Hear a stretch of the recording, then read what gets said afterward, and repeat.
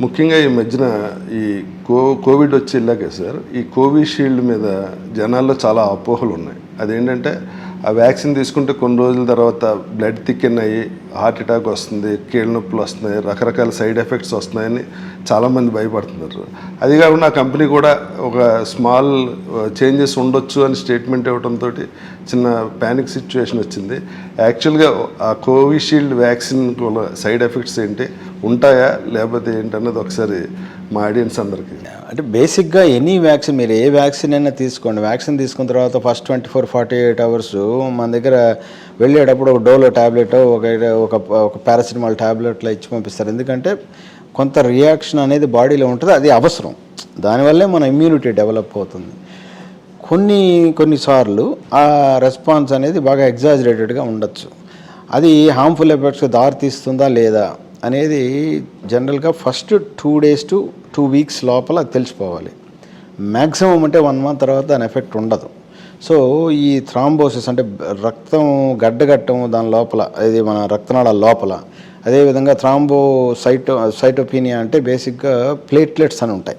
మనకి 3 రకాల కణాలు ఉంటాయి, ఎర్ర కణాలు, తెల్ల కణాలు, ఈ ప్లేట్లెట్స్.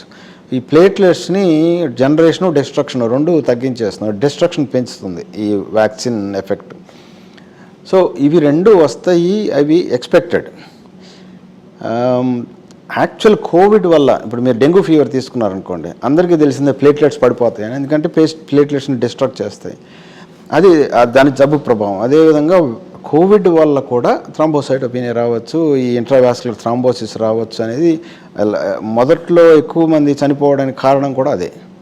సో ఆ రకంగా వ్యాక్సిన్ని కనెక్ట్ చేయగలమా ఈ థ్రాంబోసిస్కి కానీ, అంటే క్లాట్స్ ఫామ్ అవ్వడానికి కానీ, థ్రాంబోసైటోపీనియాకి కానీ వ్యాక్సిన్ వల్ల వచ్చిందా, డిసీజ్ వల్ల వచ్చిందా అనేది ఆ సెపరేట్ చేయడం లాస్ట్ 2 yearsగా అధ్యయనం జరుగుతూనే ఉంది, రీసెర్చ్.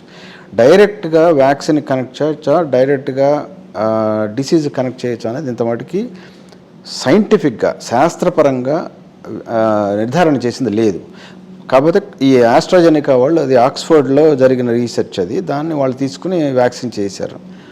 కాకపోతే అది ఫస్ట్ వ్యాక్సిన్ కూడా మన దేశంలో. కోవాక్స్ మన ఇండియా భారత్ బయోటెక్ వచ్చింది కొంచెం లేటర్. ఆ టైంలో చేసిన నంబర్ ఆఫ్ పీపుల్ తక్కువ. సో డెఫినెట్గా కొంత సైడ్ ఎఫెక్ట్స్ ఉండే అవకాశం ఉంది. కానీ ఎలాగ దాన్ని కనెక్ట్ చేస్తాము అనేది ఒకటి చాలా. ఈ సైడ్ ఎఫెక్ట్స్ ఎన్ని రోజుల తర్వాత ఉండొచ్చండి? అంటే జరిగి చాలా రోజులు అయింది కదా. ఆఫ్టర్ 30 days వ్యాక్సిన్ వల్ల వచ్చే సైడ్ ఎఫెక్ట్స్ బాగా తక్కువగా ఉంటాయి, అసలు ఉండకపోవచ్చు కూడా. కానీ దాన్ని ఎవరు 100% సైంటిఫిక్గా ఇవాళ ఒక రీసెర్చ్ పేపర్గా తీసుకురాలేదు. అంటే మామూలు డాక్టర్ గారు, వ్యాక్సిన్ అంటే దానికి చాలా ప్రయోగాలు ఉంటాయి కదా. ఫస్ట్ జంతువుల మీద ప్రయోగించి, తర్వాత 1 by 1 మనుషుల మీద ఒక్కో స్టేజ్లో చేస్తారు. మనకు ఆల్ ఆఫ్ సడన్ కోవిడ్ రావటం వల్ల ఈ ప్రాసెస్ అంతా జరగకుండానే వ్యాక్సిన్స్ తయారు చేశారు కదండి. దానివల్ల కూడా ఏమైనా ఎఫెక్ట్ ఉంటుంది? వ్యాక్సిన్ కోవిషీల్డ్ ఆక్స్ఫర్డ్లో యానిమల్ ఎక్స్పెరిమెంట్ జరిగినాయి, బట్ షార్ట్ నంబర్. మనం మన రొటీన్ వ్యవహారంలో లార్జ్ నంబర్స్ మీద చేసి ఆ తర్వాత జనరల్ పబ్లిక్ రిలీజ్ చేస్తారు. ఈ ప్రెషర్ వల్ల కొంత ఎర్లీగా, కొంత ఫాస్ట్గా ఈ వ్యాక్సిన్ మనుషుల్లోకి జనరల్ పబ్లిక్లో రావడం అనేది వాస్తవమే. కానీ సైడ్ ఎఫెక్ట్స్ ఎంత మటుకు డైరెక్ట్గా వ్యాక్సిన్కి కనెక్ట్ చేస్తారా లేదా అనేది ఇట్ ఈజ్ స్టిల్ అధ్యయనంలోనే ఉంది, ఇంకా ఇట్స్ నాట్ ఫుల్లీ ప్రూవన్.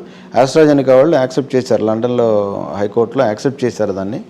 కానీ అయితే రేర్ కండిషన్స్లో చెప్పారు, వారు క్వాలిఫై చేశారు దాన్ని. మనం పేషెంట్ హెల్త్ కండిషన్ బట్టి దాని రియాక్షన్ ఉండొచ్చు అంటారు. పేషెంట్ ఇమ్యూన్ రెస్పాన్స్ని బట్టి ఒక్కొక్కరికి ఒక్కొక్క రకంగా ఉండొచ్చు. ఇప్పుడు మనం కనుక చూసినట్లయితే యంగ్ పీపుల్లో హార్ట్ అటాక్స్ ఎక్కువగా వచ్చి చనిపోవడం అనేది చాలా ఎక్కువగా చూస్తున్నాము. అది అంతకుముందు జరుగుతుందా? నాకు తెలిసి అంతకుముందు కూడా ఉంది. ఇప్పుడు బికాజ్ మన మీడియా మాధ్యమం, ఎలక్ట్రానిక్ మాధ్యమం కానీ, యూట్యూబ్లు కానీ, ఇన్ఫర్మేషన్ ప్రాపగేషన్ అనేది సెకండ్స్లో నుంచి డేస్లో జరిగిపోతుంది. సో అది చాలా, దానివల్ల కూడా కొంత ప్రభావంగా మనకు తెలుస్తుందా, ప్రపంచంలో ఎక్కడ జరిగినా కానీ విదిన్ 24 hours మనకు తెలుస్తుందా అనేది. ఇది చాలా చాలా క్లిష్టమైన అంశం మనం మాట్లాడుకోవాలంటే. సైంటిఫిక్గా దీని అధ్యయనం కూడా చేయడం కూడా కొంత కష్టమే. ఎందుకంటే జబ్బు వల్ల వచ్చే ఇబ్బందులు, వ్యాక్సిన్ వల్ల వచ్చే ఇబ్బందులు కొన్ని కామన్గా ఉంటాయి. సో అందువల్ల ఈ ప్రశ్న జరుగుతూనే ఉంటుంది నా ఉద్దేశం. దీనివల్లే వచ్చిందని కన్ఫర్మ్గా చెప్పలేం, నిర్ధారణగా అయితే చెప్పలేం డెఫినెట్గా. సో భయపడక్కర్లేదు అంటారు. అసలు భయపడాల్సిన పని ఏం లేదు. కాకపోతే ఇఫ్ ఇలాంటి రియాక్షన్ ఏదైనా వస్తుందని భయం ఉండేవాళ్ళు mRNA వ్యాక్సిన్ రెండో బూస్టర్ కింద తీసుకోవచ్చు. నాట్ నెసరీ ఈ వ్యాక్సిన్ మానేయచ్చు, పెద్ద ఇబ్బంది ఏం కాదు దానికి.